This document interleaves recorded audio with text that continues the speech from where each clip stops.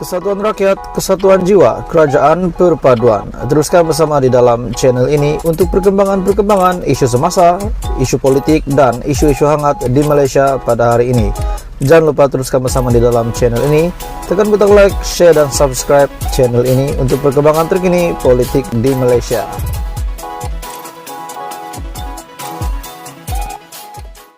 Salam sejahtera Malaysia. Apa kabar kamu semua, tuan-tuan dan bapak semua? Selamat datang ke channel Vels Lifestyle. Saya mengucapkan ribuan terima kasih kepada semua subscriber dan kepada anda yang menonton video hari ini. Seperti biasa, saya meminta jasa baik kamu, kerjasama kamu untuk tekan butang subscribe, like dan share video ini supaya seluruh rakyat Malaysia tahu isu panas hari ini. Oke, tuan-tuan dan bapak semua, satu isu panas yang saya nak kongsi dengan kamu. Setelah lama kita tidak mendengar kabar daripada Khairi. Apa kabar Khairi? Apa status Khairi hari ini? Akhirnya Khairi Jamaluddin buat pendedahan yang paling mengejutkan. Khairi akhirnya mengumumkan ini jawatan beliau. Jadi ahli UMNO bahagian Sungai Buloh. Walaupun kita tahu Khairi Jamaluddin kalah di Sungai Buloh, walaupun tempatnya yang diambil oleh Tokmat, dibagi Tokmat bertanding semasa PRU 15 dan Tokmat menang. Bekas Ketua Pemuda UMNO KJ ataupun Khairi Jamaluddin Abu Bakar mengumumkan bahwa hari ini sudah menjadi ahli UMNO bagi bahagian Sungai Buloh, yaitu kawasan yang ditandinginya pada pilihan raya umum ke-15. Khairi yang juga merupakan timbalan Ketua UMNO bahagian Rembau itu memaklumkan mengenai perkara tersebut dalam satu video pendek di akaun TikTok Barisan Nasional Sungai Buloh pada Ahad ketika satu majlis di pusat daerah mengundi ataupun PDM Saujana Utama di Sungai Buloh.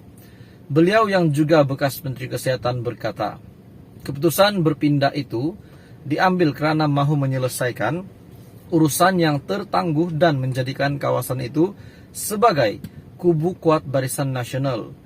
Saya tidak suka tinggalkan begitu saja dan saya rasa tidak adil kepada tuan-tuan dan puan-puan. Saya datang ke sini sebagai calon bidan terjun berprofil tinggi.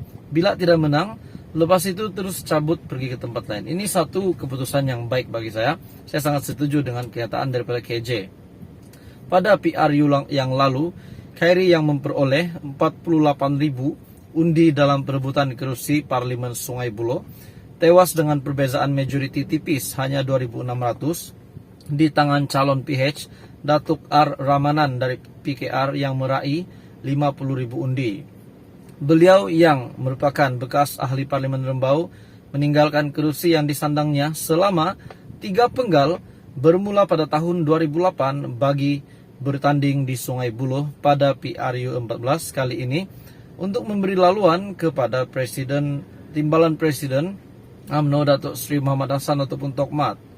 Dalam pada itu KJ berkata keputusan itu untuk berhijrah di bahagian tersebut telah dibincangkan terlebih dahulu dengan Ketua UMNO bahagian Sungai Buloh Datuk Megat Firdaus Megat Junid dan pemimpin bahagian lain termasuklah Datuk Harrison Hassan. Soal pemilihan nanti kita bincang adik-beradik macam mana nak buat. Yang penting seperti mana saya sebut tadi, saya datang bukan hanya nak bertanding dan kalah, terus hilangkan diri. Tidak, saya kekal di sini sehinggalah kita menang Parlimen Sungai Buloh. Oke, baik tuan-tuan dan bapak semua, setakat ini saya sangat bersetuju dengan apa yang dinyatakan oleh Khairi Jamaluddin. Dan saya berpikir juga tuan-tuan dan bapak semua, sekiranya pada tahun hadapan akan ada pemilihan presiden baru. Bagi anda semua yang menonton video ini, adakah anda rasa Khairi Jamaluddin layak untuk menjadi presiden UMNO? Adakah KJ boleh menang untuk mengalahkan Zaid Hamidi yang menjadi timbalan Perdana Menteri hari ini untuk mengambil jawatan sebagai presiden UMNO? Anda rasa adakah Khairi Jamaluddin layak setelah beliau kalah di Sungai Buloh? Ataupun mungkin Hishamuddin Husin yang akan menjadi presiden UMNO atau bagaimana? Apa komen anda berita hari ini? Akhirnya KJ buat pendedahan bahwa beliau mengumumkan menjadi ahli UMNO bahagian Sungai Buloh. Hai semua, salam sejahtera Malaysia. Oke tuan-tuan dan bapak semua, menjadi isu hangat hari ini sejak kemarin lagi dengan kenyataan-kenyataan daripada Tun Mahathir yang masih mempertikaikan status Perdana Menteri Anwar, di mana yang mengatakan bahwa tidak yakin Anwar boleh mentadbir kerajaan, lebih-lebih lagi di dalam krisis ekonomi yang melanda Malaysia pada hari ini. Menurut Tun Mahathir, beliau berpendapat Anwar Ibrahim beliau tidak yakin dengan Datuk Seri Anwar Ibrahim. Oke, bagi saya teman-teman semua, saya tidak setuju dengan kenyataan daripada Tun Mahathir. Anda bagaimana? Sebelum kita teruskan isu hangat hari ini, saya meminta jasa baik kerjasama kamu untuk tekan butang subscribe dan share video ini supaya lebih ramai rakyat Malaysia yang tahu tentang isu hangat hari ini. Oke, baik, daripada Syahbudin.com, saya nak kongsi dengan kamu kenyataan daripada Syahbudin.com yang sangat hebat dan saya sangat setuju. Tun Mahathir mahu apa dan mahu siapa jadi Perdana Menteri? Ada kawan saya kata disebabkan mungkin sudah terlalu berusia, sehingga kan apa yang dikatakan Mahathir ini menunjukkan bahwa beliau ini nyanyuk. Bagaimana komen Anda? Saya tak cakap dia nyanyuk, tapi apa komen Anda tuan-tuan semua? Tun Mahathir mahu apa dan mahu siapa yang jadi Perdana Menteri? Tun Mahathir Mohamad yang kalah dengan hilang deposit di Langkawi, malah semua calon pejuang juga ditimpa nasib buruk yang sama, nampaknya tidak pernah hilang ide dalam melontarkan serangan terhadap Perdana Menteri saban hari Anwar Ibrahim diserang.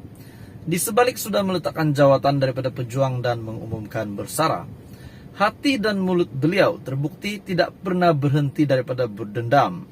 Setelah gagal menahan Anwar daripada menjadi Perdana Menteri, kali ini serangannya tertumpu kepada kemampuan pengerusi Pakatan Harapan itu dalam mengurus negara. Katanya, beliau tidak yakin dengan keupayaan Datuk Seri Anwar Ibrahim untuk memimpin negara untuk berdepan krisis kemelesetan ekonomi, termasuklah pemulihan pasca pandemik. Bekas Perdana Menteri 2 kali itu khawatir dengan kemampuan Anwar, ataupun mungkin setelah beliau pernah menjadi Perdana Menteri sebanyak 2 kali dan menunjukkan apa yang dinyatakan pada hari ini benar. Bagaimana komen Anda? Beliau juga menyandarkan dakwaannya berdasarkan prestasi Anwar ketika berada dalam kerajaan lebih 20 tahun lalu. Itu cerita 20 tahun lalu tidak boleh disamakan dengan cerita hari ini, betul tak? Beliau juga mendakwa Anwar selaku Menteri Keuangan pada ketika itu gagal mencari jalan penyelesaian.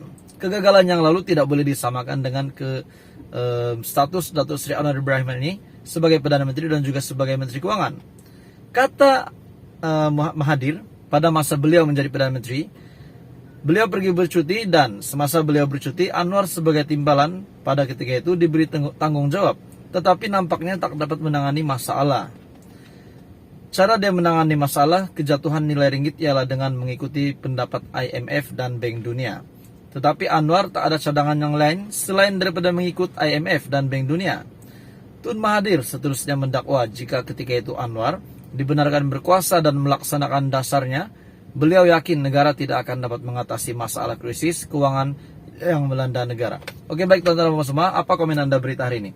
Adakah patut Mahathir letak jawatan? Setelah beberapa pemimpin-pemimpin di dalam pejuang pun sudah menunjukkan mereka menarik sokongan, termasuk Khairuddin. Mungkin selepas ini kita tidak tahu apa hal tujuh pejuang. Adakah menyertai PN, menyertai Pakatan Harapan? Walaupun banyak yang rekomen pejuang perlu menyertai Pakatan Harapan supaya dapat tempat untuk menyertai PRN yang diadakan pada tahun hadapan. Jadi adakah patut Mahathir letak jawatan juga sebagai pengurusi GTA selepas beliau pun sudah meletakkan jawatan sebagai pengurusi pejuang? Jadi teman-teman semua, apa komen Anda berita hari ini? Adakah Anda setuju dengan kenyataan Mahathir bahwa beliau kata Tun Anwar ini beliau tidak yakin dengan pimpinan Datuk Seri Anwar Ibrahim? Jadi teruskan bersama di dalam channel ini untuk perkembangan politik di Malaysia.